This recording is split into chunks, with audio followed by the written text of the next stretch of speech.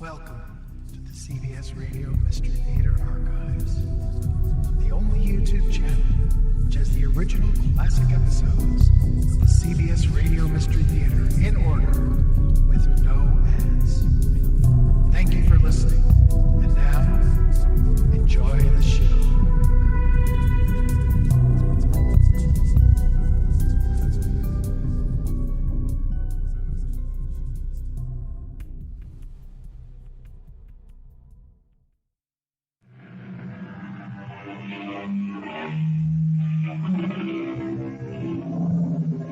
Come in. Welcome. I'm E.G. Marshall. Music, it is said, has charms to soothe a savage beast, to soften rocks, or bend a knotted oak. For so many of us, music has provided so much happiness and comfort. And yet, so often, music, even the most divine music, has failed to soothe or soften or even comfort the very people who created it. Isn't it a mystery that so many of those gifted composers who wrote such heavenly melodies often felt they were living in hell? Hector, what are those? What do they look like? Double-barreled pistols, my friend. But why? I have 4 bullets, one for the scheming mother, one for the faithless trollop, and one for the fat fool for whom she betrayed me. And the 4th bullet? That's for me. You mean you'll kill yourself? Ferrand, would you rather I was sent to the guillotine?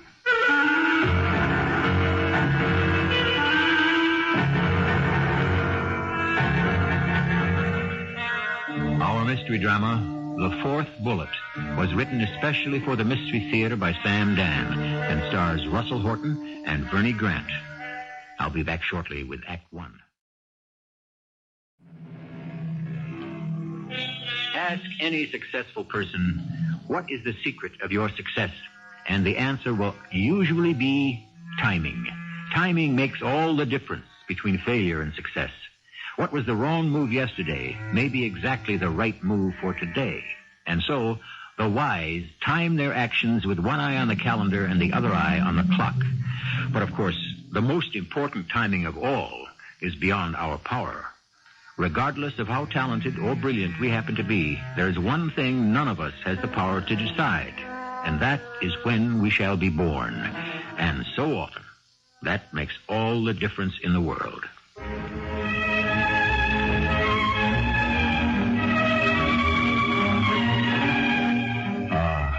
Such divine music. It will live forever, along with everything else he wrote. I'm speaking of my best friend, Hector Berlioz. This is the overture from an opera called The Secret Judges. I wrote the libretto. Hector! Hector! Are you at home? Hector! Ferrand, what are you doing here? What am I doing here? We had an appointment. Did we? Yes, I finished the libretto. You wanted to see it. What libretto? Oh, that's right. The Secret Judges. Well, Don't tell me you've lost interest. No, my friend, not at all. I'm fascinated more than ever by the whole dramatic idea. This court of secret judges in medieval Germany which dispenses a summary justice of its own. What was it called? The PEM. Yes. And do you know, there are those who say it still exists to this day, even in this enlightened year of 1830. Hector, here it is. Do you want to read it? Oh, I can't at the moment. I'm leaving for Italy. Italy? When? Tonight. The Academy has given me a scholarship to study in Rome. Oh, I didn't know. Congratulations. And the libretto's finished. Good. I shall take it with me and write it in Rome. Rome, the eternal city. Hector, I wanted to talk to you about something. Of course you do. We must have a long discussion. Yes, but when? Tonight. But you're going... I'm not leaving Paris till after dinner. Come with me. I'm going to dine with the Countess Moke. Yes, but I haven't been invited to dine. You're with me. I have to have dinner there tonight. Why? Because I'm in love. Yes, dear friend. I'm going to marry the Countess's daughter, Camille. And what made you fall in love with Camille Moke? When I heard her play a rhapsody by Franz Liszt.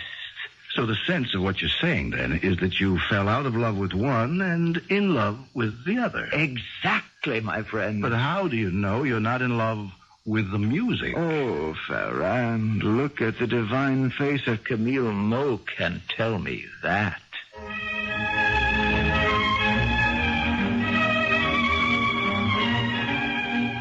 I had already looked at the divine face of Mademoiselle Camille Moke, and I found it somewhat too intense for my taste. The same could be said about her playing, even though she was the latest rage of Paris and all of her concerts were sold out. Yes, the word to describe her would be intense, also smoldering, simmering, seething. If you ask me, if these two ever were married, they would go up in flames. But nobody ever did ask me. After dinner, Camille played a little music for us.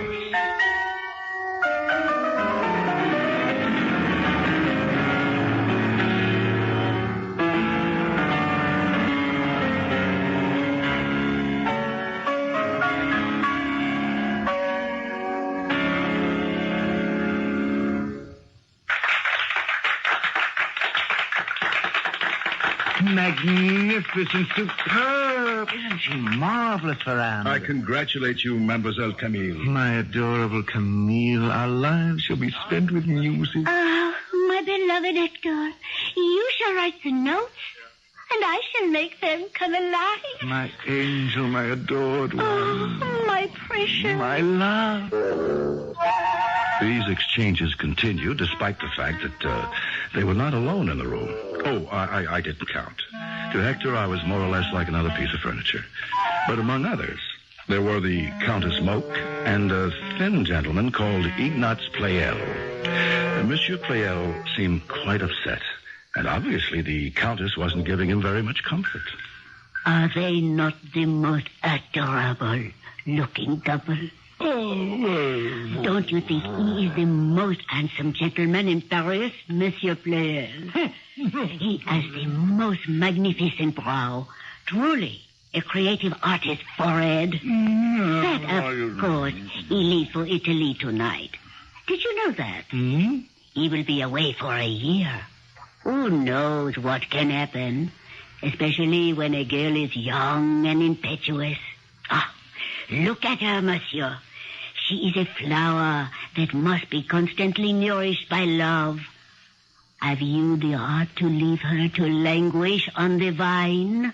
Seize the day, the hour, the moment. Remember, absence makes the heart go wander.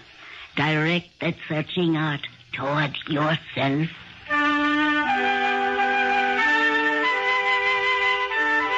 So, that's what the old witch was after. To my friend Hector's face, she was as warm as the summer sun, gentle as the spring rain. But that's how women are. And we men, are we any better?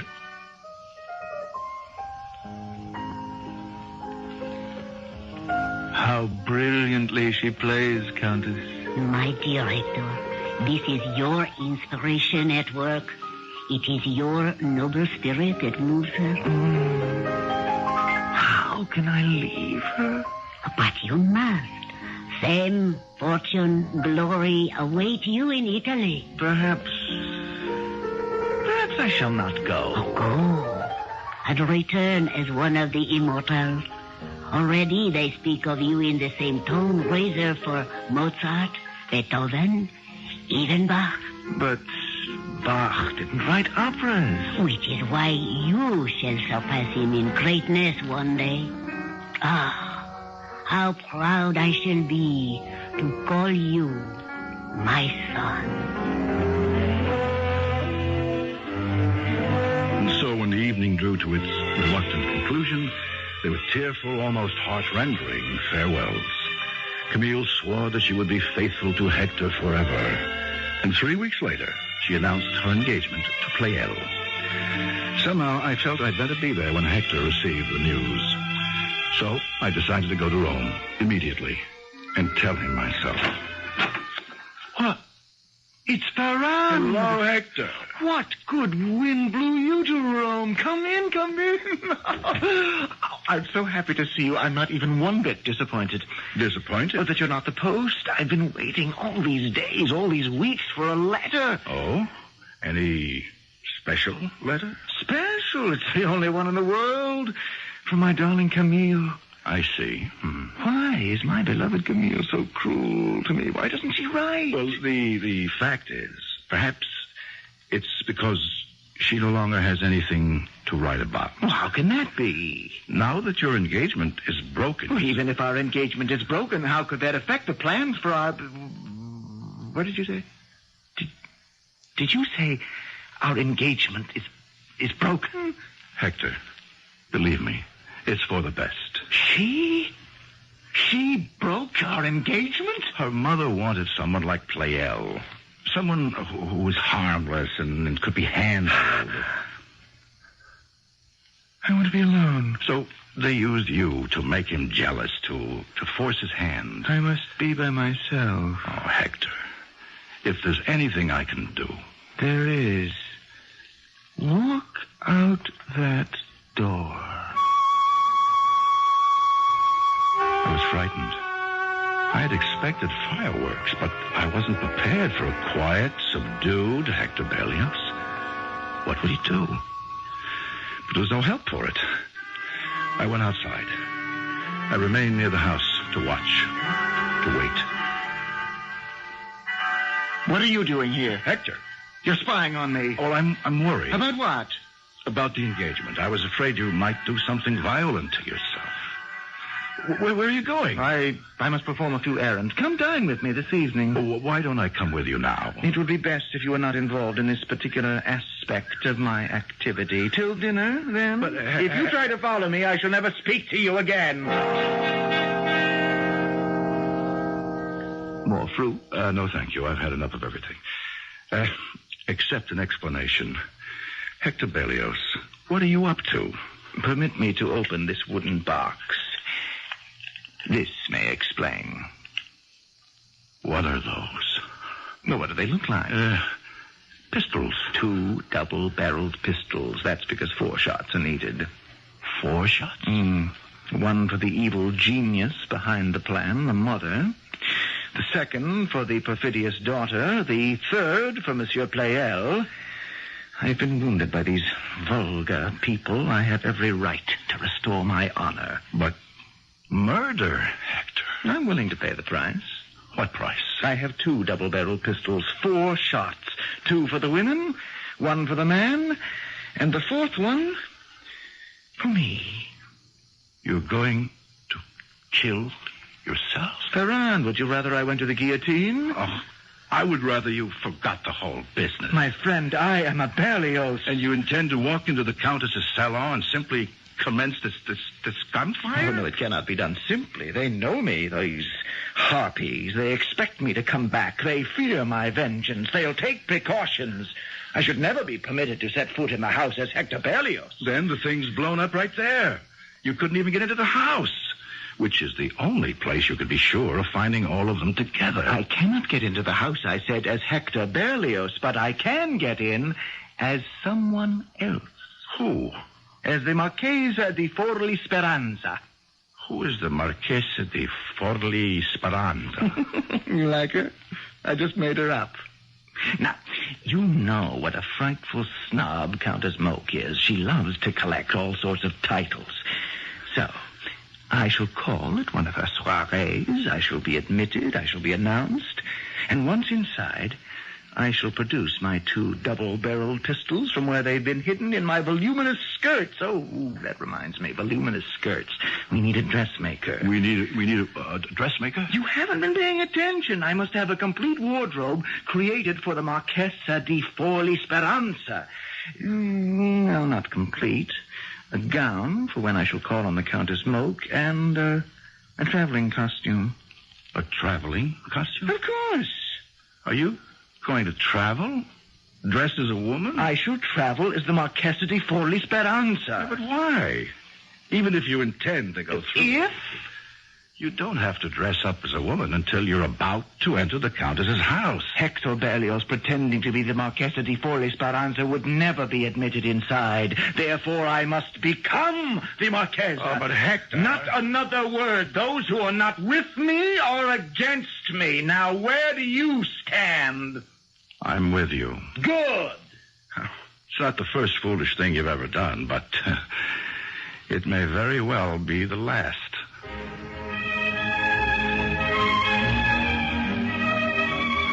And so the plot thickens and the pace quickens. Revenge for an insult. Loaded pistols. Disguising oneself as a woman. It has all the time-honored ingredients of grand opera. And why shouldn't it? Isn't it all being conceived by one of the great operatic composers himself? We shall return with Act 2 shortly. He seems a bit flaky, this Hector Berlioz. And you may think we're taking poetic license, but the fact is, he was quite a singular character. And he did live in a very floridly romantic age. Remember, his contemporaries were Byron and Keats and Shelley and Poe, and a great many others who insisted on marching to the beat of their very own drummers. Here once again is Monsieur Ferrand, Hector Berlioz's best friend, who seems to be taking this latest escapade as a matter of course.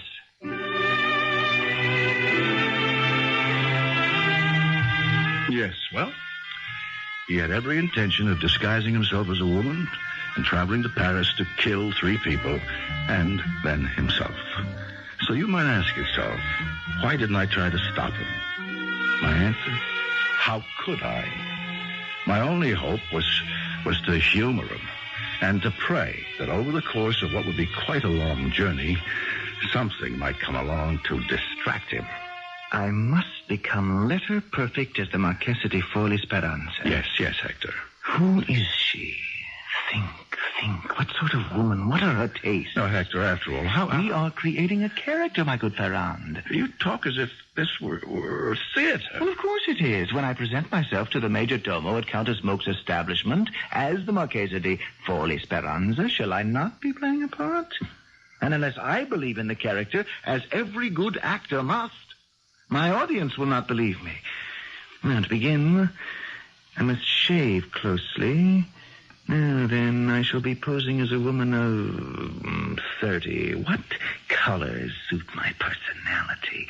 What is my personality? You would think he was composing an opera. Well, whether he knew it or not, he was. Of course, it would have an ending unlike anything in the theater. The people who would be shot in the final scene would remain dead forever. I kept hoping for something to turn up, but every day saw the plot advance further. Finally, it was time for wardrobe. We went to the finest shop in Rome, naturally. Only the best for Hector. And how may I be of help, Signor? Ah, Signora, we wish to purchase several outfits for a young lady. Ah, I shall be happy to serve you. What does the young lady need? Everything. Oh, I see. Particularly a traveling costume. Yes. Also, a formal gown and all of the required undergarments. I understand. Can it be done quickly, Senora? As quickly as you can bring the young lady in for her fittings?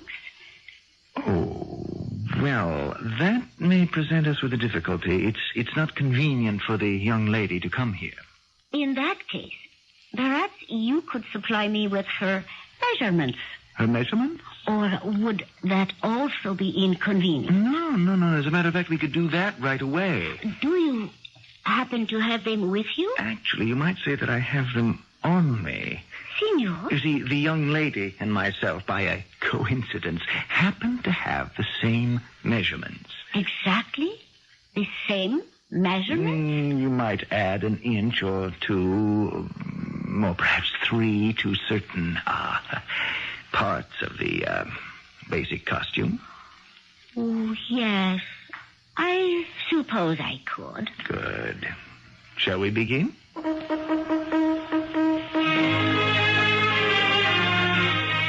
And they began. There was a burst of activity throughout the entire shop, what with stitching and cutting and sewing and embroidering and who knows what else. He'd keep going back for more measuring and consultations about colors and, well, I lost track of it all. But finally, it came to an end. Everything fit perfectly. Signor Rosetta, you have done a most spectacular job. You're a sublime artiste. Oh, grazie, signor. There's your money. Oh, thank you again, signor. May I say that you... the young lady will be quite charming. I shall be forever in your debt. Come, Ferrand, my good friend. Let us be off. Maria, come here, child. Those two French gentlemen who just left the shop. Follow them. See where they go. And now what, my friend? Now we go home to France. There's a brig that sails from Ostia to Marseille. No. We shall return overland. By land? Do you realize we'd have to ride through more than half of Italy and all of southern France? The trip from Marseille to Paris is bad enough, but that would... We need the time, Ferrand. For what? For rehearsal. Very well, my friend. If you insist, we'll get seats on an overland stage. No, we'll hire a trap. A trap? And a driver? What, with changes of horses? Do you realize the expense? It won't be too bad if we drive it ourselves.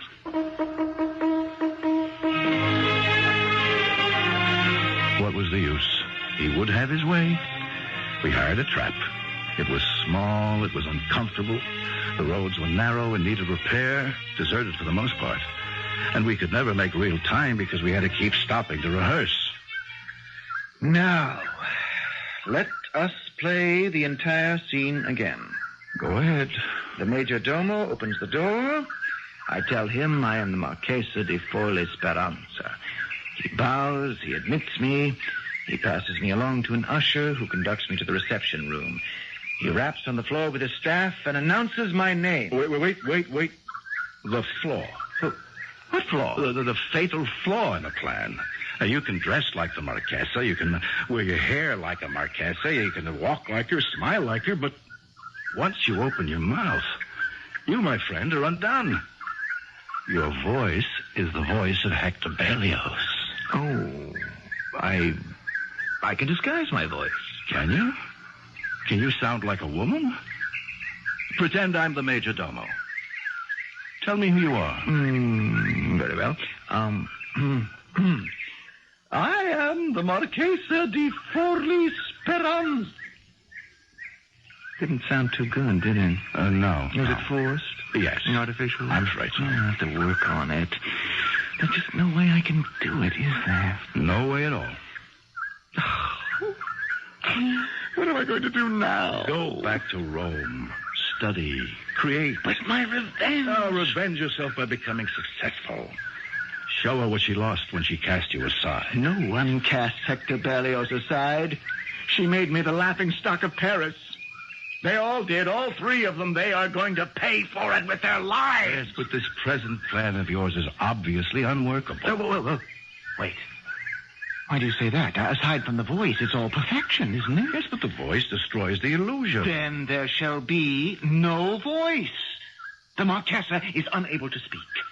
The Marchesa is dumb? The Marchesa is mute. But how can you introduce yourself if you're unable to speak? Oh, you shall do it for me. You'll be my escort. Come, we must rehearse. We're arm in arm at the door of the Countess's house. Here is the butler. Huh? Well, what do you say? Huh? Monsieur Ferrand and the Marchesa di Forlì Speranza. You need more confidence, more authority. Well, I'm sorry. I've never been a person of very much confidence or authority. You'll get it in rehearsal, my friend. Never fear. Now, come along. We're ushered into the salon. There they are, this despicable trio, the Countess, Camille, and Monsieur Pleyel. Now, don't stand there. Introduce me. May I present the Marchesa di Forlì Speranza? We can smooth all that out. Now, everyone smiles, and I produce the pistols. Everyone is shocked. No one can move. I fire the first barrel. The Countess falls, a ball through her scheming head. I fire the second barrel. Camille falls with a bullet through her perfidious heart. I drop the first pistol. I bring the second to bear. I pull the trigger. Foolish Pleyel falls mortally wounded. And now, as everyone watches in horrified silence, I simply kill myself. Now, let's do it again.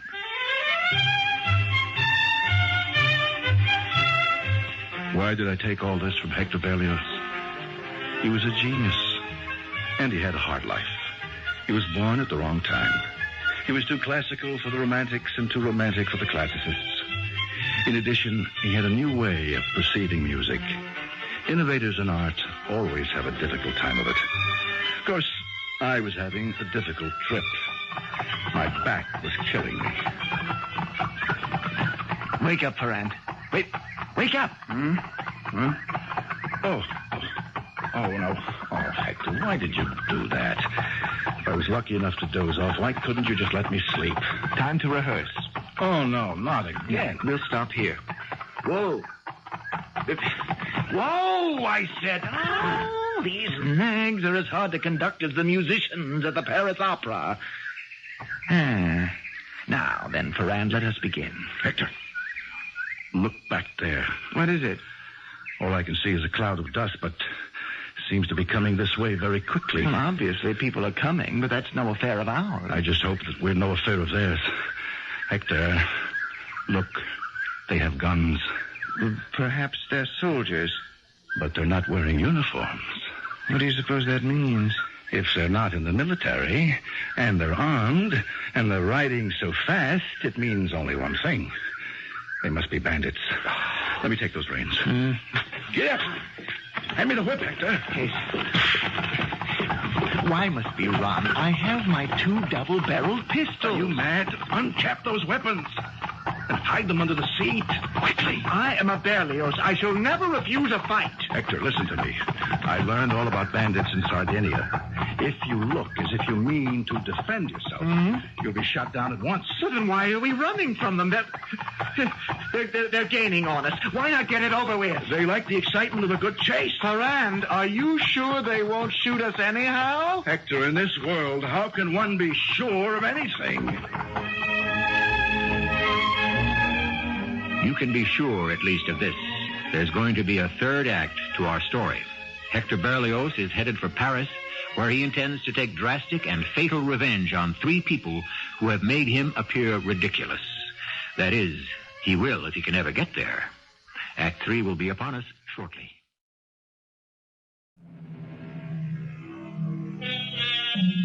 Here we have one of the great composers of the 19th century, Hector Berlioz, a man whose artistic immortality has already been established. And what is he doing? He is disguised as a woman, and he is driving at full speed down a back road in rural Italy, being hotly pursued by a gang of highwaymen. Can you go any faster, Ferrand? They're gaining on us. No, I think it's time we stop running. They may become angry and start shooting at us. But can't I fire at them? Perhaps I can scare them off. Please, Hector, they mustn't know we're armed. Ho! Ho there! What are we going to do now? You mustn't say a word. A word. I shall try to appeal to their sense of chivalry. Here they come. Well, try to look frightened. You mean I don't look frightened now? I'm scared out of my wits. Try harder. Well, what have we here? Good day to you, senor. A better one to you. May I have your money? Oh, certainly, senor. And to whom do we owe this opportunity to share our wealth? I'm called Il Pardo. You ever heard of me? Who hasn't heard of the leopard? Who is that beauty sitting there beside you? Huh? It's my wife. What is your name, my exquisite signora? She cannot speak. She cannot speak. For what reason? She suffers from an illness. That's why we're on the road. We are hurrying toward Florence. Yes, I see how pale she Yes, is. there's a famous doctor there. Perhaps he will cure her. And perhaps he will kill her with his infamous pills and potions. My friend, there is no need to travel all the way to Florence to see this quack. Oh, but we do I have... myself can cure her. Oh, how pale she is. Yes. She suffers. She suffers from living in the dirty, dusty, crowded city. She suffers from lack of fresh air to breathe, spring water to drink. Although this is a rather delicate subject, it should be obvious she is withering away because of lack of affection. But we can remedy all these deficiencies here in our healthful mountains. What does that mean? It means that the woman pleases me, and I intend to have her. But she's my wife. True. So you have two choices. You can sell her to me, or you can fight me for her. Fight?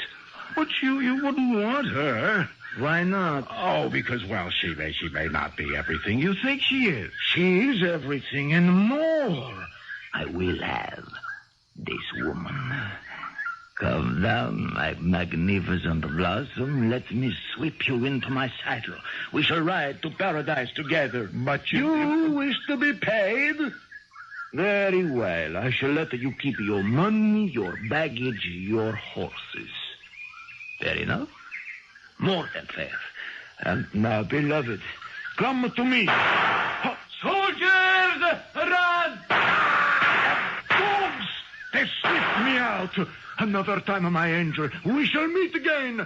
Head across the fields, men! Saved. Oh, we're saved, Baran. Yes. We've been delivered from these brigands. Doesn't this prove that Providence is with us? We are destined to succeed. Oh, sir, I want to thank you for saving our lives. Don't thank me so quickly. You may have been better off with the bandits. You are under arrest. Arrest? What's the charge? Espionage. But we're not spies. Silence! You will be given a fair trial before we hang you. It was a long, slow, terrifying journey back to Rome. We weren't permitted to say a word, not even to each other. We were taken to a grim-looking building. We were surrounded by serious-faced soldiers. Bring in the woman. No woman! If only you would allow us to explain. Silence. You are the Signora Rosetta. Yes, Colonel. And these are the men? Oh, these are the men. And that is my dress he is wearing. I didn't steal it. I paid for it. Silence. Continue. Why should a man wish to dress as a woman? I asked myself. Suddenly, the answer became clear. He must be a spy in the service of the King of France. But that isn't true. Basta, Signor. You will be given your opportunity. Now, do you deny that you are a Frenchman? I proclaim it. Therefore, does it not stand to reason that you are a spy? Why does that stand to reason? All the Frenchmen are spies. But I, sir, am Hector Berlioz. Who is Hector Berlioz? Oh, I am a composer. I never heard of you. Ask at the Academy. I don't know anyone at the Academy. I don't hold much with composers. But you could ask Paganini. My instinct tells me that you are an agent. Hold. Did you say Paganini? Now there is a musician for you. Well, ask him. He'll identify me. Very well. But if you are not who you say you are, you can expect to be looking at a firing squad in the morning. A firing squad? Would you rather be hanged? Send for Signor Niccolo Paganini. And so they finally ran him down. And Signor Paganini came in as diabolical-looking and sardonic as ever. They said he was in league with the devil. Only Satan could teach a man to play a violin at such speed. And he looked at Hector without blinking an eye. as if it were absolutely normal for anyone to go about dressed as a woman. Yes. Yes, this is Berlioz. You are certain? Yes, I commissioned him to write a viola concerto for me. It wasn't much good. That's a lie. It was excellent. You're complaining because your part wasn't big enough. What am I supposed to do during a half of it? Fall asleep? Colonel, it's called Harold in Italy. It's magnificent. It is a trap. It's ahead of its time. Charlatan! Gypsy fiddler! Get out of here, the bug of you. Madmen. Lunatics. What is this? An insane asylum? And so the days went by. We crossed the border into France. We drew closer and closer to Paris. Nothing occurred to me. The colonel was right. Berlioz was a madman. He would go through with this. And how could I stop him? And we would pause in some deserted field and rehearse constantly. And now I produce my pair of pistols. The first bullet for the Countess. The second for Camille. The third for the fool.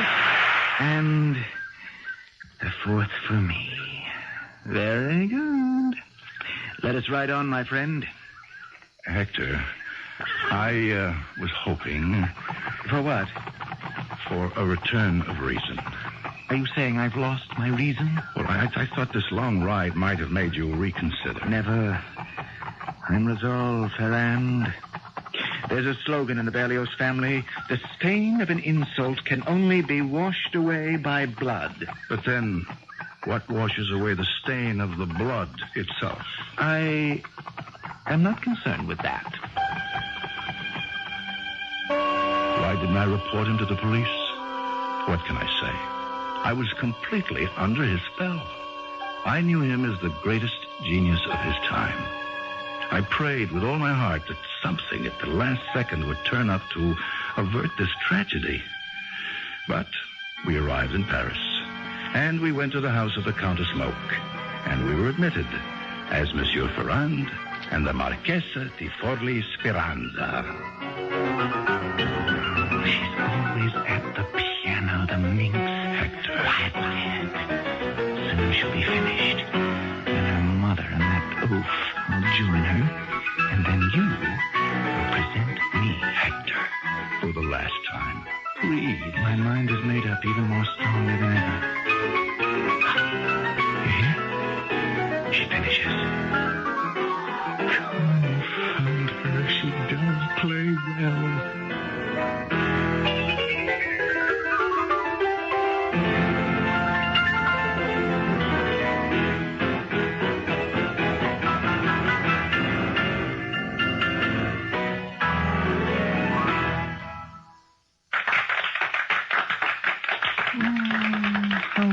Prettily she blushes, how modestly she bows. What falsehood! What artifice! Does anyone wish to know who this woman really is? Ask me. Now they come toward her. In just a moment, you shall present me. Hector, suppose what?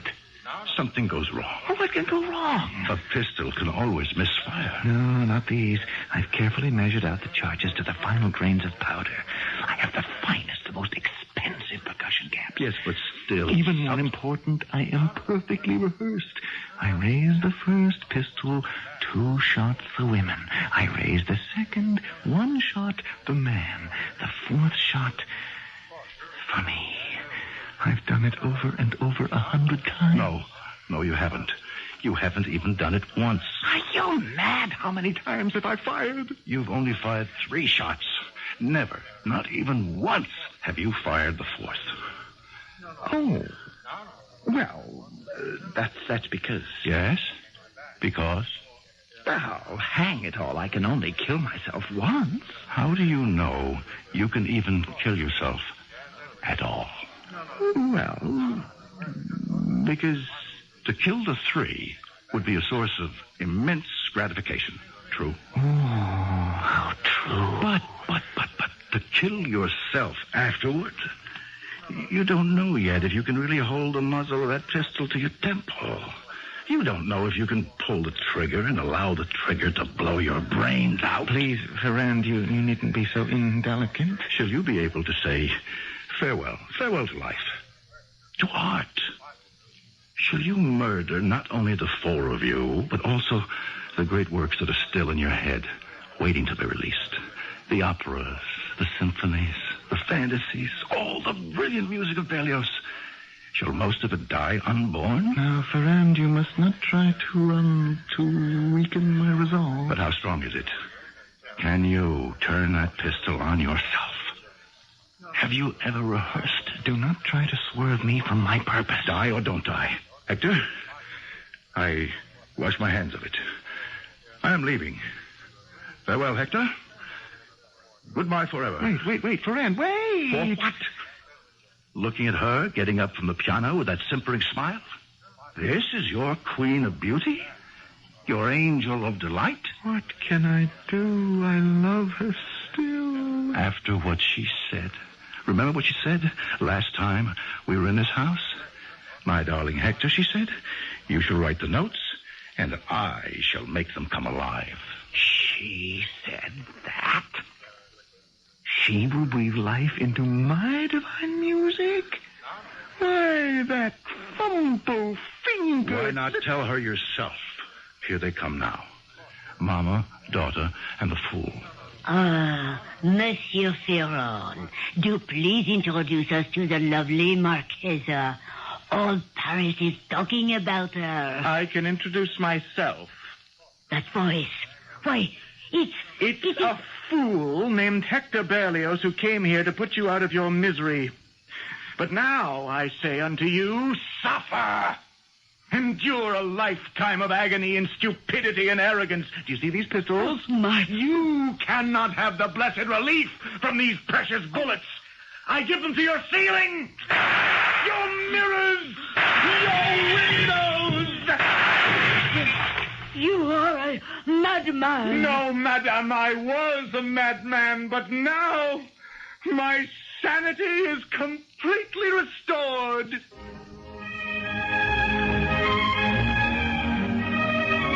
That remark might have inspired differences of opinion among his contemporaries, but then again, if you were to rate sanity on a scale of 1 to 10, where would most of us place?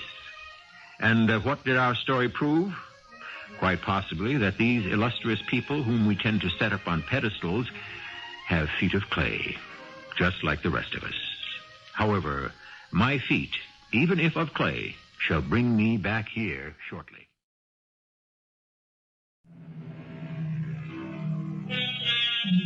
And so you may ask yourself, was this a true story? Of course. The incidents are selected from the memoirs of Hector Berlioz himself. So if it's fiction, it's his fiction, not ours. Of course, we have juggled a scene here and there, adjusted the timing a bit. But when dealing with composers and poets, one is always entitled to take a bit of poetic license, no? Our cast included Russell Horton, Bernie Grant, Evie Juster, and Ian Martin. The entire production was under the direction of Hyman Brown. I hope you enjoyed this episode of CBS Radio Mystery